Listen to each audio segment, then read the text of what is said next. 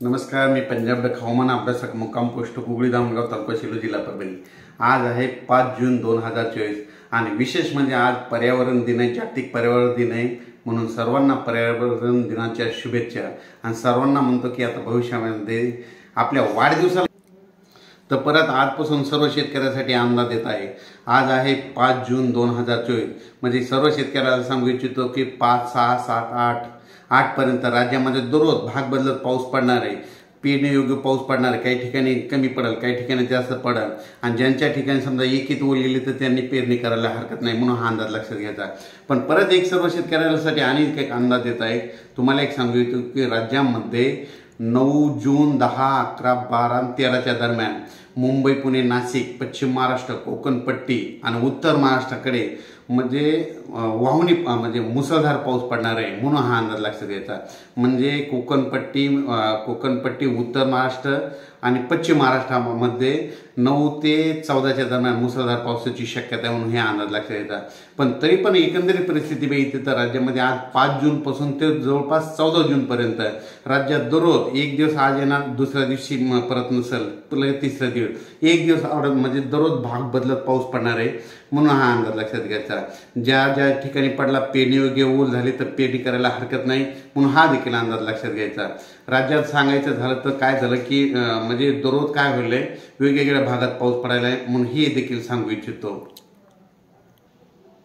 राज्यात 5 जून पासून ते 8 जून पर्यंत कोणत्या कोणत्या जिल्ह्यात पाऊस पडणार आहे, पण एक दररोज भाग बदलत पडणार आहे, म्हणून हे अंदाज लक्षात घ्यायचा। सांगायचं झालं तर सातारा, सांगली, सोलापूर, कोल्हापूर, तसेच उत्तर महाराष्ट्रामध्ये नाशिक, धुळे, नंदुरबार, जळगाव, त्याच्यानंतर संभाजीनगर, जालना, बीड, परभणी, तसेच लातूर,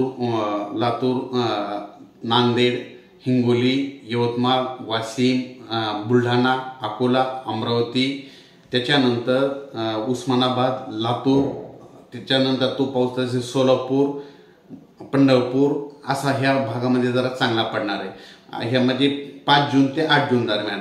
पण त्याच्यानंतर 9 जून पासून ते 13 जून पर्यंत राज्यामध्ये काही काही भागामध्ये जोरदार पाऊस पडणार आहे। त्या जिल्ह्याचे नाव सांगतो। 9 जून पासून ते 14 जून दरम्यान म्हणजे वडी नाले वाहतील असा पाऊस पडणार आहे। त्याच्यामध्ये जिल्ह्याचं नाव सांगतो। सातारा, सांगली, पुणे, कोकणपट्टीचे संपूर्ण जिल्हे, त्याच्यानंतर नगर जिल्हा, नाशिक जिल्ह्याला खूप पाऊस पडणार आहे, म्हणजे वडी नाले वाहणार आहेत, नदीला पूर देखील येईल। त्याच्यानंतर मुंबईला देखील अतिवृष्टी होणार आहे। मुंबईच्या जनतेने देखील सतर्क राहण्याचे म्हणजे 9 ते 12 जून दरम्यान सतर्क राहावे। त्याच्यानंतर पुण्याकडे देखील जास्त पाऊस पडणार नाही, पुणेकरांनी देखील सतर्क राहावे। कोकणपट्टीमध्ये देखील मुसळधार पाऊस पडणार आहे, म्हणून कोकणपट्टीवाल्यांनी सतर्क राहावे। तसेच धुळे, नंदुरबार, जळगाव ह्या भागात जरी जोरदार पाऊस पडणार आहे, वडी नाले वाहणारा पाऊस पडणार आहे। तो पाऊस नगरपर्यंत येणार आहे, संभाजीनगरपर्यंत येणार आहे आणि त्यात बीड जिल्ह्यापर्यंत येणार आहे, परभणीपर्यंत येणार आहे, म्हणून हा अंदाज लक्षात घ्यायचा। म्हणजे एकंदरीत परिस्थिती सांगायची झाली तर 5 जून ते 14 जून दररोज भाग बदलत पाऊस पडणार आहे।